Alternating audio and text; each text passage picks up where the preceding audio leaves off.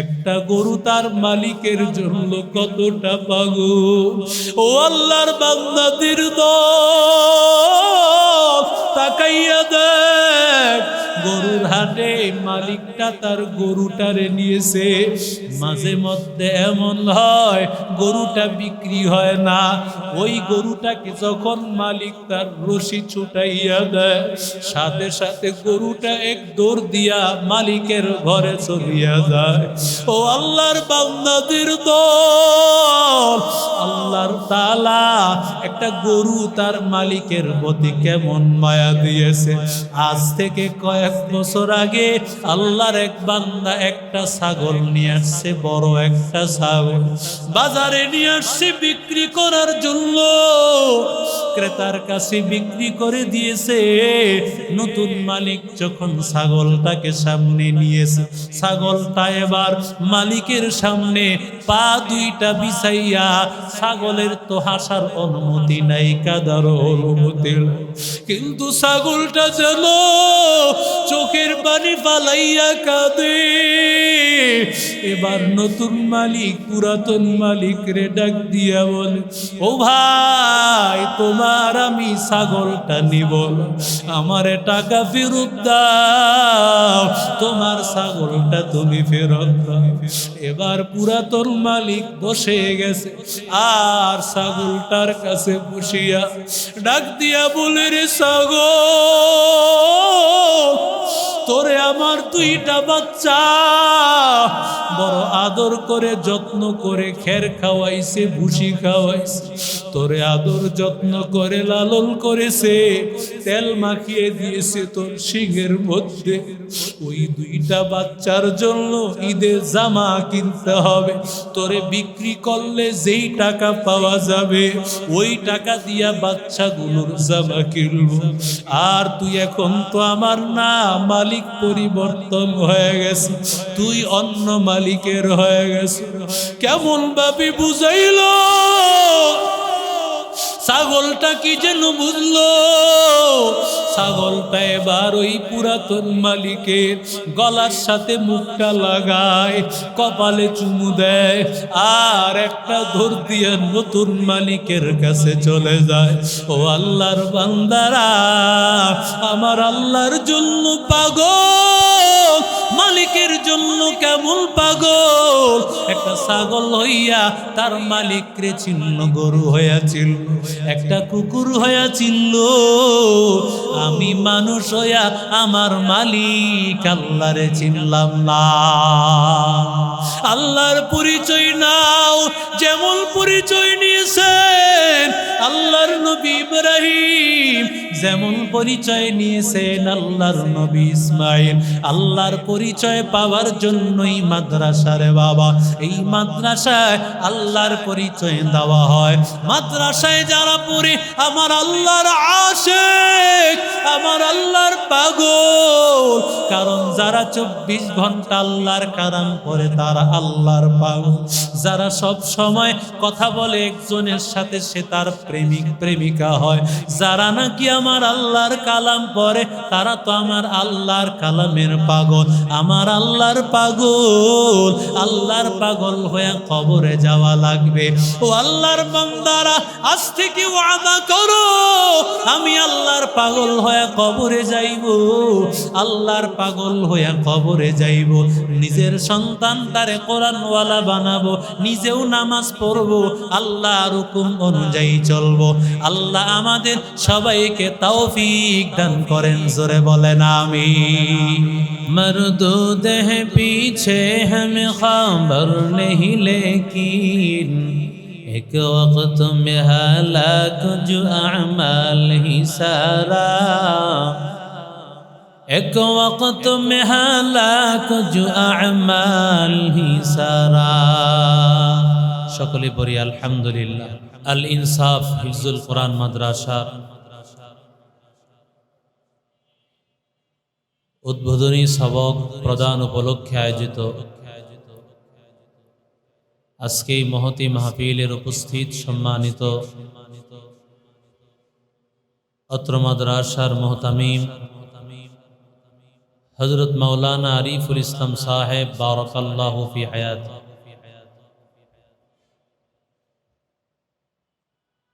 অত্যন্ত চমৎকার একজন দিলের মানুষ। এত অল্প সময় মাদ্রাসা, এই মাসের ৩ তারিখ নাকি মাদ্রাসা ছাত্ররা এখানে ঢুকেছে। দেখলে মনে হয় না এটা ৩ তারিখে উদ্বোধন হয়েছে। আজকে উদ্বোধনী সবক প্রদান উপলক্ষে গাজীপুরের উলামায়ে কেরাম এখানে তাশরীফ রেখেছেন। বড় বড় মাহফিলের যারা প্রধান বক্তা থাকেন, হাদিসের কিতাব পড়ান এবং যোগ্য বিজ্ঞ উলামায়ে কেরাম আপনাদের মাঝে উপস্থিত হয়েছেন। কারণ মাদ্রাসা এমন একটি বরকতের জায়গা, যে জায়গায় আসলে পরে মানুষের গুনাহ মাফ হয়। ছাত্ররা আল্লাহর কাছে অনেক দামি। কতটা দামি, যে মূল্য আল্লাহ তাআলা সারা পৃথিবীর কেউ এটার মূল্য জানে না। কারণ আল্লাহ বলেছেন ওয়াল্লাযীনা উতুল ইলমা দারাজাত, যাদেরকে আল্লাহ ইলম দেন তাদেরকে আল্লাহ মর্যাদা বাড়ায়া দেন। সুবহানাল্লাহ বলেন। যারা ডাক্তার তাদের মর্যাদা আল্লাহ বাড়ায়া দেন, এমন ঘোষণা আছে। কথা বলেন। যারা IBA পাশ করবে, MA পাশ করবে, তাদের মর্যাদা আল্লাহ বাড়ায়া দিবেন, এমন কোন ঘোষণা আছে? ইঞ্জিনিয়ার হলে মর্যাদা বাড়বে, MP হলে মর্যাদা বাড়বে, মন্ত্রী হলে মর্যাদা বাড়বে, মিনিস্টার হলে মর্যাদা বাড়বে, এমন কোন বক্তব্য তালাশ করে পাবেন না। অথচ আল ইনসাফ মাদ্রাসায় পড়লে আল্লাহ মর্যাদা বাড়ায় দিবেন, এই কথা আল্লাহ কোরআনে বলেছেন। সুবহানাল্লাহ। কোরআন যত দামি, কোরআন ওয়ালারাও তত দামি। প্রধানমন্ত্রী যেমন দামি, প্রধানমন্ত্রীর অ্যাসিস্ট্যান্ট তেমন দামি। ঠিক কিনা বলেন? প্রধানমন্ত্রীর ড্রাইভারেরও দাম, প্রধানমন্ত্রীর বাড়ির চাকরেরও দাম। যেই বান্দা সরাসরি আল্লাহর সাথে 24 ঘন্টা আল্লাহর কালাম, আল্লাহর কালামুল্লাহ, সরাসরি আল্লাহর কথা, এই কথা যারা 24 ঘন্টা আল্লাহর সাথে করতেছে, তাদের কেমন দাম? আরো জোরে বলেন। এই কালামে জিন্দা কুরআনে হাকিম, হিকমতে ও লা ইয়াজাল সুতু কদিম, জামিউল ইলম ফিল কুরআনে হাকিম, تقاصرت عنه أفهام الرجال بخا قرآن كلام الله بشنو قديم استی نينو يا أيها الذين آمنوا قوا أنفسكم وأهليكم نارا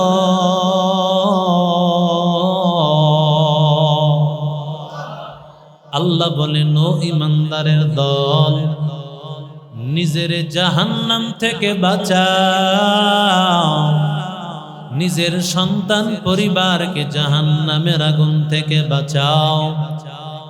ওয়াকুদুহান নাস ওয়াল হিজারা, জাহান্নামের লাকড়ি হবে মানুষ এবং পাথর। জাহান্নামের আগুনে জ্বলতে হবে কেন? জাহান্নামের আগুনে জ্বলতে হবে যদি আল্লাহর বিধান না মানে, কোরআনটা যদি না পড়ে, নবীর তরিকা অনুযায়ী না চলে, সুন্নত অনুযায়ী না চললে, ওর ঠিকানা হবে আল্লাহর তৈরি জাহান্নাম। ঠিক কিনা বলেন? সন্তানকে তুমি ডাক্তার বানাইছো, বাধা নাই। ইঞ্জিনিয়ার বানাইছো, বাধা নাই। তবে ও মুসলমান, ভালো করে শোনো, যদি সন্তানের মধ্যে কোরআন না শিখাও,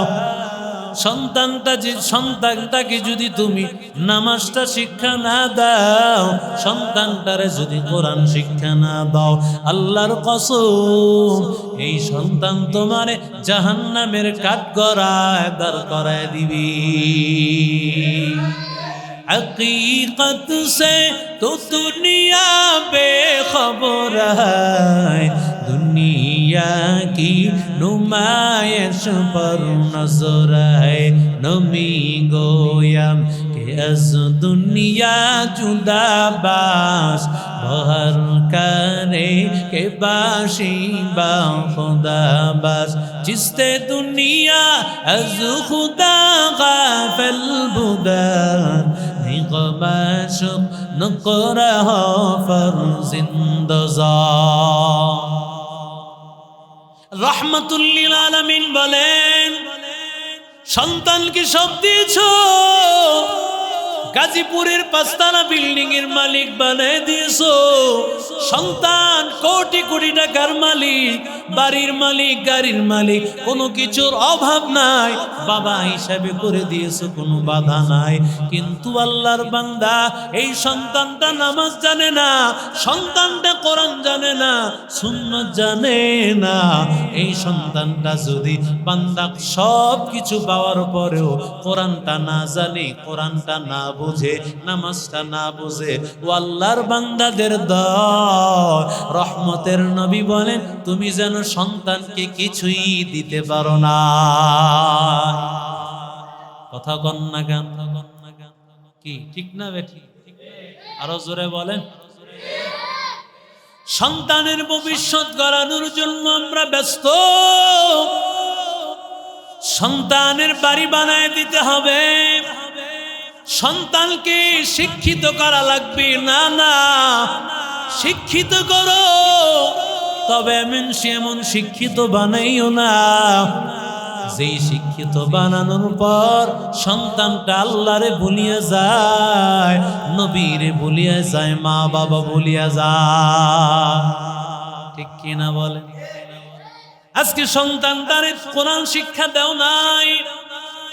এই গাজীপুরের হোতাপাড়ায় ঢুকিয়া দেখো, কত মা বাবা বৃদ্ধাশ্রমে আছে। আল্লাহর কসম, কোনো হাফেজের মা নাই, বাবা নাই, কোনো মক্তবের কারি সাহেবের হাফেজ মা বাবা নাই, কোনো হেফজখানার কোনো হাফেজ সাহেবের মা বাবা নাই, মসজিদের ইমামের মা বাবা নাই। তাহলে তাকাইয়া দেখ কার মা বাবা আছে। বড় ডক্টর, ইঞ্জিনিয়ার, উকিল, ব্যারিস্টার, তাদের মা বাবা আজকে বৃদ্ধাশ্রমে কষ্ট করতেছে। তুকু যাওয়া সুন্নতে আহমদ, তুকু যা বা মোহাম্মদ কই বুয়াদ নসবতরা কারে শাইত মিকুনিনা মতওয়ালি গরওয়ালি লানত আস্তাইবার ওয়ালি हम सुरातो हम सिराते मुस्तफा दर तमामी हालियो कुल इत्तिबा सुन्नते खैरुल बशर गीर लाज़िम ताबोया भी ऐ पैसा। ठीक की नजर बोलें। ও আল্লাহর বান্দাদের দল, ইব্রাহিম নবী ৮৬ বছর বয়সে আল্লাহ একটা সন্তান দান করেছে। আল্লাহর কুদরত, আল্লাহ বলেছেন, ও ইব্রাহিম, সন্তানটারে তুমি মরুভূমি অঞ্চলে নিয়ে যাও। হাজেরাকে সাথে নিয়ে ইব্রাহিম নবী মরুভূমি অঞ্চলে রেখে আসে। আল্লাহর কুদরত, যেই জায়গায় পানি নাই, যেই জায়গায় কোনো খাবারের ব্যবস্থা নাই, কিন্তু ইব্রাহিম নবী তাওয়াক্কুল করেছেন আল্লাহর উপর। আল্লাহর উপর ভরসা করিয়া ইব্রাহিম নবী রেখে আসছেন সন্তান। সন্তানটাকে আল্লাহর উপর ভরসা করিয়া মাদ্রাসায় দিয়া যা, হুজুর আমার সন্তানটারে নেন, সন্তানটারে মানুষ বানায়েন, হাফেজ বানায়েন। ও আল্লাহর বান্দারা, যারা এইভাবে আল্লাহর উপর ভরসা করিয়া বিশ্বাস রাখিয়া সন্তানটারে মাদ্রাসায় দেয়, আমার আল্লাহ ওই সন্তানটারে হাফেজ বানায়া দেন, আলেম বানায়া দেয়। ঠিক কিনা বলেন? সন্তানটাকে সন্তান লাগে ছোট কাল, ছোট বাচ্চা, দুধের বাচ্চা। এত ছোট বাচ্চা কিভাবে থাকবে কোনো চিন্তা নাই। ছোট বাচ্চা মাদ্রাসায় পড়বে, এত ছোট বাচ্চা কিভাবে ঘুম থেকেই উঠে ঘরের মধ্যে সকাল 10টায়, কিন্তু মাদ্রাসায় পড়ে ভোর রাত্রে উঠিয়া যায় ফজরের 1 ঘন্টা আগে। বলে কেমনে হবে? বরং আমার আল্লাহর কালাম এমন কালাম, যেই কালাম ছোট্ট বয়সে হয়, আমার আল্লাহ দান করেন ছোট বয়সে। ঠিক কিনা? নবীদের ইতিহাস তালাশ করে দেখো রে ভাই, যত নবী তালাশ করে দেখো, নবীদেরকে আল্লাহ ইলম দিয়েছেন, নবীদেরকে আল্লাহ শিক্ষা দিয়েছেন ছোট কালে। ঠিক কিনা? জোরে বল। ছোট বাচ্চা, দুধের বাচ্চাটাকে রেখে চলে গেলেন। চিন্তা নাই, চিন্তা নাই, কারণ রেখে গেছেন কার কাছে? কথা কয় না, কার কাছে? আল্লাহর কাছে রেখে গিয়েছেন। আল্লাহর হুকুম, ও ইব্রাহিম তোমার সন্তানটারে আল্লাহর হুকুমে নিয়ে যাও। আল্লাহর হুকুমে ইব্রাহিম নবী নিয়ে গেলেন। এবার সন্তানটাকে আল্লাহর হুকুমে আবার ইব্রাহিম নবী যখন চলে গেলেন, আসছেন 13 বছর পরে। সুবহানাল্লাহ। কত বছর পর? আরো জোরে বলেন। ইব্রাহিম নবী রাতের বেলায় স্বপ্ন দেখতে পান, ও ইব্রাহিম ইতবাহ মা তুহিব্বুকা, ও পয়গম্বর তুমি তোমার মোহাব্বতের জিনিসটা আল্লাহর রাস্তায় কোরবানি করো, জবে কর। ইব্রাহিম নবী চিন্তা করলেন, আল্লাহর প্রিয় জিনিস, আমার প্রিয় জিনিস তো সম্পদ। যেহেতু আল্লাহ বলেছেন 100টা উট আল্লাহর রাস্তায় কোরবানি করেছে। সুবহানাল্লাহ বলে। কয়টা উট? 100টা উট আল্লাহর রাস্তায় কোরবানি করেছেন। দ্বিতীয় রাত আবার ইব্রাহিম নবী আবার স্বপ্ন দেখেছেন, ইযবাহ মা তুহিব্বু, ও পয়গম্বর তুমি তোমার মহব্বতের জিনিসটা, প্রিয় জিনিসটাকে জবে কর। ইব্রাহিম নবী আবার 100টা উট আল্লাহর রাস্তায় কোরবানি করলেন। কারণ নবীদের স্বপ্ন তো কখনো মিথ্যা হতে পারে। কথা কয় না, হতে পারে। নবীদের স্বপ্ন সত্য। রুয়াতুল আম্বিয়াই হাক্কুন, নবীদের সব স্বপ্ন সত্য। নবীদের স্বপ্নগুলো ওহী হয়ে থাকে। ইব্রাহিম নবী যখন একে একে 2 বার স্বপ্ন দেখলেন, তৃতীয় রাত আবার যখন স্বপ্ন দেখলেন, ইব্রাহিম নবী বুঝতে বাকি নাই। কারণ ইব্রাহিম নবী তো তিনি নবী, নবীরা স্বপ্নের ব্যাখ্যা বুঝতে পারেন। নবীরা তৎকালীন সময়ের সবচেয়ে বড় বিজ্ঞান, সবচাইতে বড় জ্ঞানী হয়ে থাকেন। ইব্রাহিম নবী বুঝতে পেরেছেন, আমাকে আল্লাহর রাস্তায় নিজের সন্তানটারে কোরবানি দিতে বলতেছে। সুবহানাল্লাহ বল, আরো জোরে বলেন। সন্তান কোরবানি দিবে দূরের কথা, সন্তান মাদ্রাসায় দিতে প্রস্তুত না। আমি কথা কন না কেন?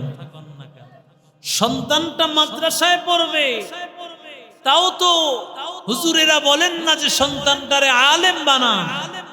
অন্তত সন্তান এতটুকু শিখবে, যতটুকুন শিখার কারণে সন্তান নিজের নামাজ, নিজের কোরআন তেলাওয়াত, নিজের সুন্নত অনুযায়ী চলা এটা শিখবে। মরণের পর আপনার কবরের পাশে দাঁড়ায়া দুটো হাত তুলতে দেরি, কবরের আযাব বন্ধ হতে দেরি হবে।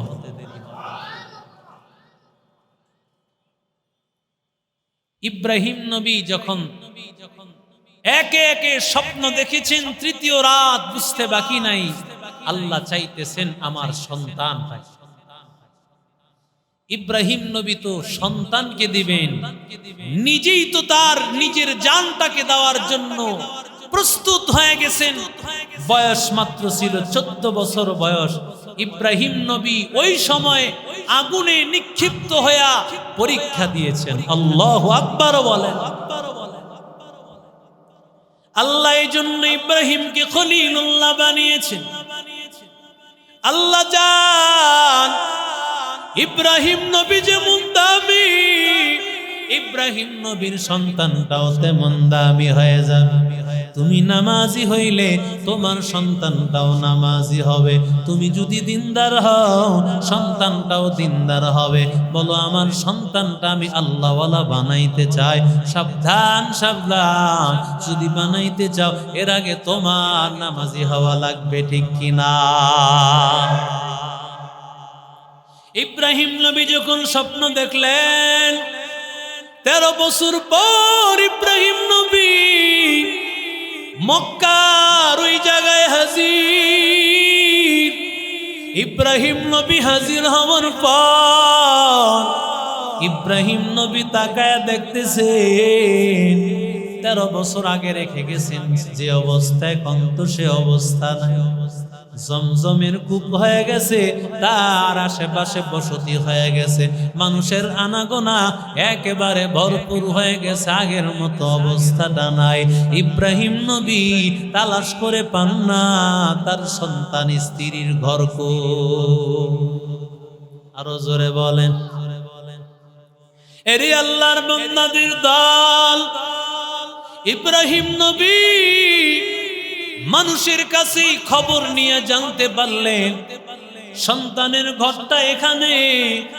ঘরের সামনে আসিয়া ইব্রাহিম নবী ডাক দিতে দেরি, সাথে সাথে ইসমাইল আসিয়া দাঁড়ায়া গেছে। ইসমাইল দাঁড়াইয়া যাওয়ার পর ইসমাইল বুঝতে পেরেছেন ইসমাইল নবী তো এতদিন পর্যন্ত 13 বছর পর্যন্ত তার বাবারে দেখেন নাই, কিন্তু মার কোলে কোলে তিনি বাবার সব কথাগুলো তিনি শুনেছেন। বাবা দেখতে কেমন, বাবার আকৃতিটা কেমন, দাড়িগুলো কেমন, বাবার জামাটা কেমন।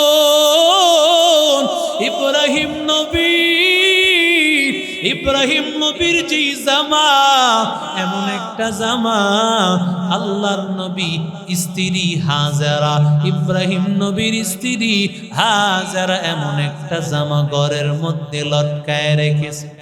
ওই জামাটা ঘরের মধ্যে লটকায় রেখেছেন। মাঝে মধ্যে ইসমাইল জিজ্ঞাসা করত, মা এই জামাটা কার? এবার হাজেরা ডাক দিয়া কয়, রে সন্তান, এটা হলো তোর বাবা ইব্রাহিমের জামা, এটা হলো তোর বাবা খলিলুল্লাহর জামা। তোর বাবা আল্লাহর খলিল, আল্লাহ তোর বাবাকে আগুনে নিক্ষিপ্ত করেছেন, আগুনে পড়ে গিয়েছে।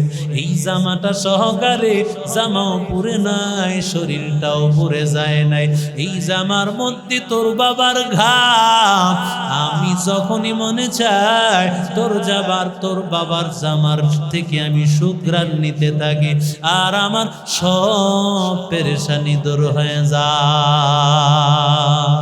আউলিয়ারা কারে উকবা ইখতিয়ার, জাহেলারা কারে দুনিয়া ইখতিয়ার।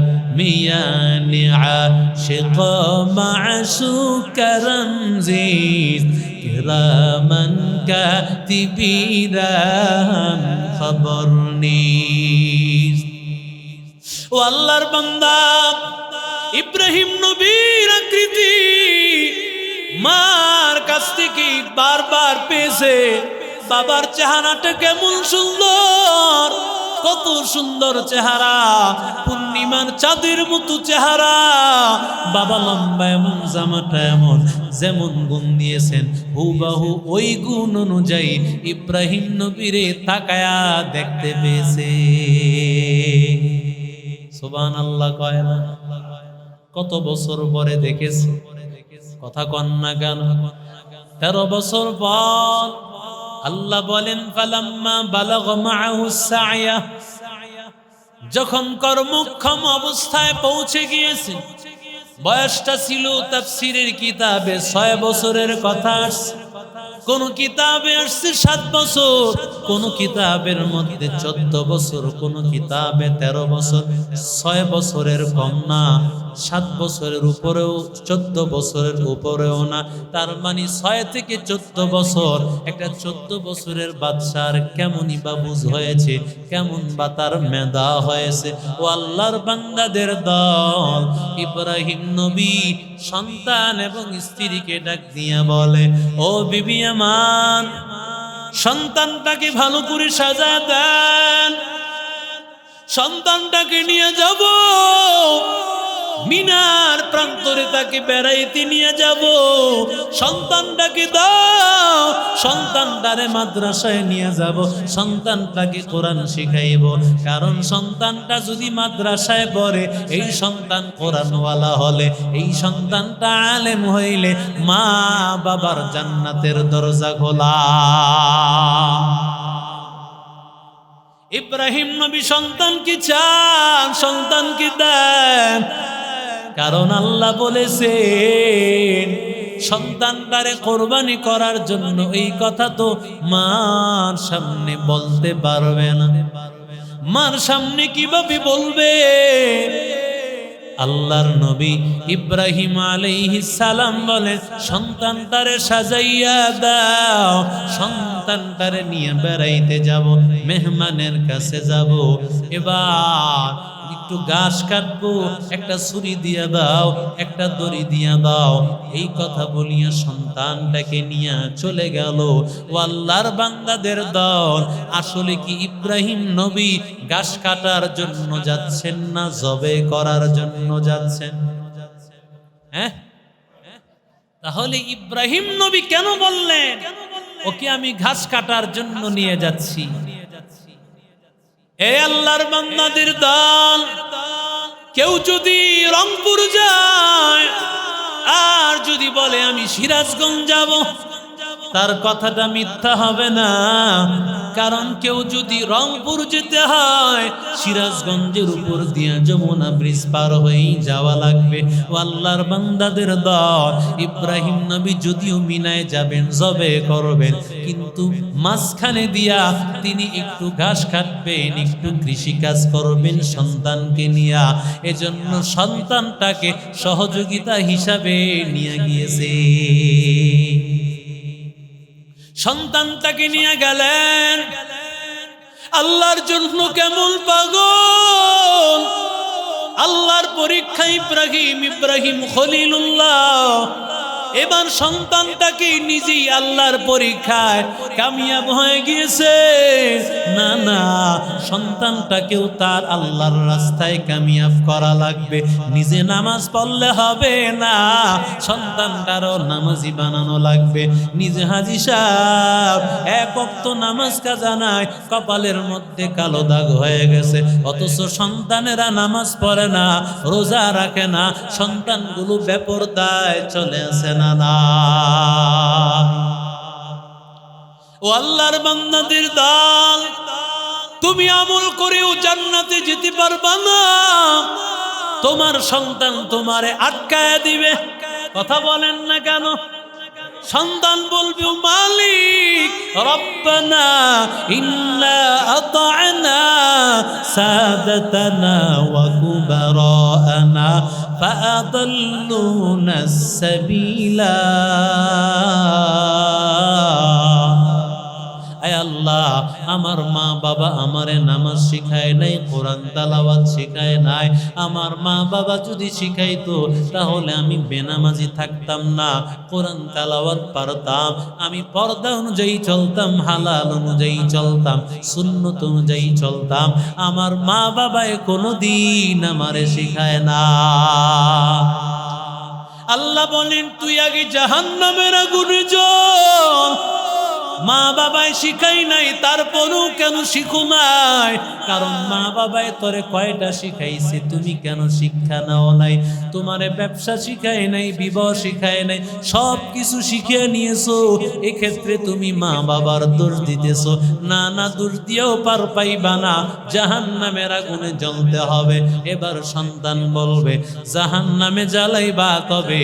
রব্বানা আতিহিম দি'ফাইনি মিনাল আযাবি ওয়ালআনহুম লা'নান কাবীরা।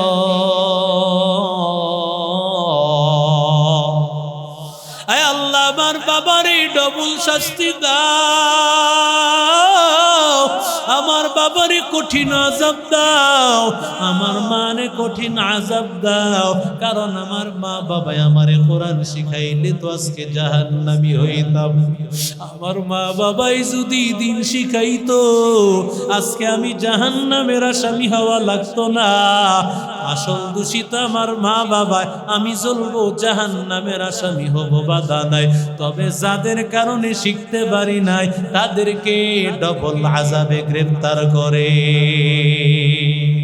একটুখানি নেকের তরে রোজ হাসরের মাঠেতে, বাবা ঘুরবে ছেলের পিছে, ছেলে বাবার আগেতে।